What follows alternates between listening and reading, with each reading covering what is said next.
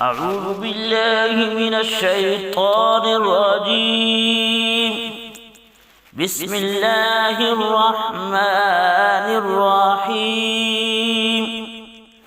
إن الذين كفروا من أهل الكتاب والمشركين في نار جهنم